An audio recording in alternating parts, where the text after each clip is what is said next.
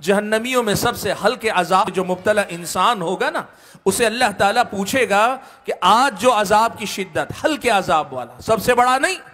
جس پہ سب سے ہلکا عذاب ہو رہا ہوگا، اسے بلا کر اللہ تعالیٰ اس سے پوچھے گا، کہے گا بتا آج جو تکلیف تجھے ہے،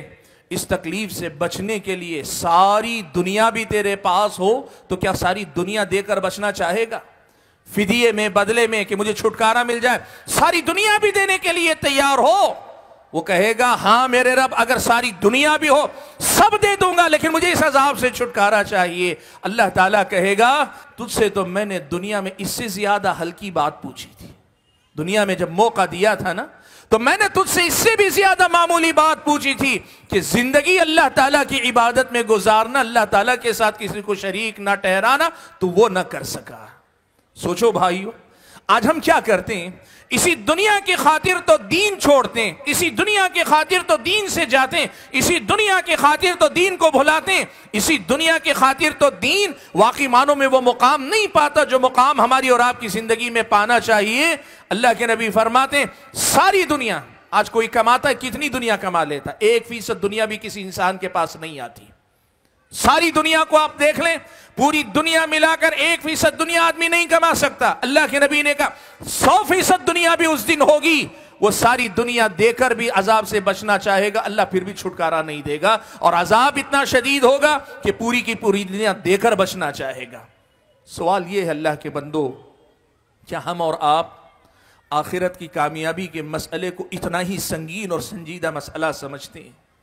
کیا واقعی معنوں میں ہم اور آپ اللہ تبارک و تعالیٰ کے سامنے جواب دہی کا یہی ڈر رکھتے ہیں؟ آپ کو معلوم ہے اللہ کے نبی صلی اللہ علیہ وسلم نے فرمایا روز قیامت، ایک روایت کے مطابق اور دوسری روایت میں معلوم ہوتا ہے کہ پہلے ہی اللہ تعالیٰ نے حضرت آدم علیہ السلام سے کہا یا کہے گا اللہ تعالیٰ روز قیامت، کیا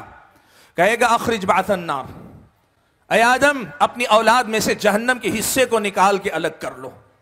حضرت آدم پوچھیں گے وما بعث النار، اے اللہ تعالیٰ جہنم کا حصے سے مراد کیا ہے، کیا نکالوں؟ اللہ تعالیٰ کہے گا من کل 1999، ہر 1000 میں سے 999 لوگوں کو نکال کر جہنم کے لیے الگ کر لو۔ ہر 1000 میں سے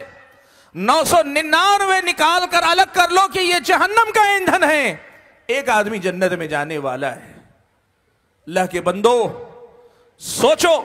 کہ یہ دین اگر پوری طرح میری اور آپ کی زندگی میں نہیں ہوگا تو کیا ہم وہ 1000 میں ایک بن پائیں گے؟ کیا اس 1000 میں ایک ہمارا مقام بن پائے گا؟ کس قدر زیادہ مجھ کو اور آپ کو جھنجھوڑنے والی حدیث ہے کہ زندگی میں جس دنیا کے لیے آگے پیچھے ہو رہے ہو، مانتے ہو، جانتے ہو کہ اللہ کے پاس بغیر دین کے کامیابی نہیں ہے، لیکن اس کے باوجود دین کو اپنی زندگی میں وہ مقام نہیں دے پاتے جو تمہیں ان 1000 میں سے ایک بنائے، 999 سے باہر اللہ تعالیٰ تمہیں نکالے، وہ مقام اگر ہم نہیں دے پا رہے تو بتاؤ ہم سے زیادہ نادان کون ہو سکتا ہے؟ بھائیو،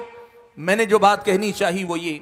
کہ ہم اور آپ ہماری زندگی میں دین کو وہ مقام کیوں نہیں دے پا رہے ہیں؟ اس کی پہلی وجہ یہ ہے کہ آخرت کی جو فکر ہونی چاہیے نا، یہ جو بات ہم مانتے ہیں کہ بغیر دین کے اللہ کے پاس کامیابی نہیں ہے، یہ جو ہم تسلیم کرتے ہیں اللہ تعالیٰ کے پاس کامیابی دین کی بنیاد پر ہوگی، یہ بات محض ایک عقل کی بات ہے، ایک محض ہماری سمجھ بوجھ کی بات ہے، ہم نے مان لیا ہے کہ بات صحیح ہے، لیکن اسے اپنی روح میں اتارنا، اسے اپنی زندگی کی صبح و شام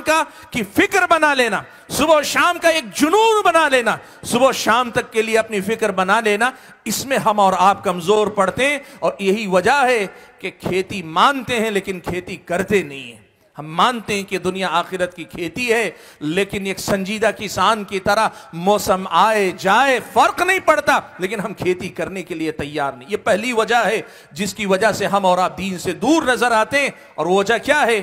آخرت کی فکر جیسی ہونی چاہیے، یا پھر یہ کہ آخرت میں اللہ کے پاس کامیابی کا دار و مدار ایمان پر ہے، دین پر ہے، اس بات کو جیسے ماننا چاہیے، عملی زندگی میں جو مقام دینا چاہیے وہ مقام دینے میں ہم اور آپ ناکام ہیں۔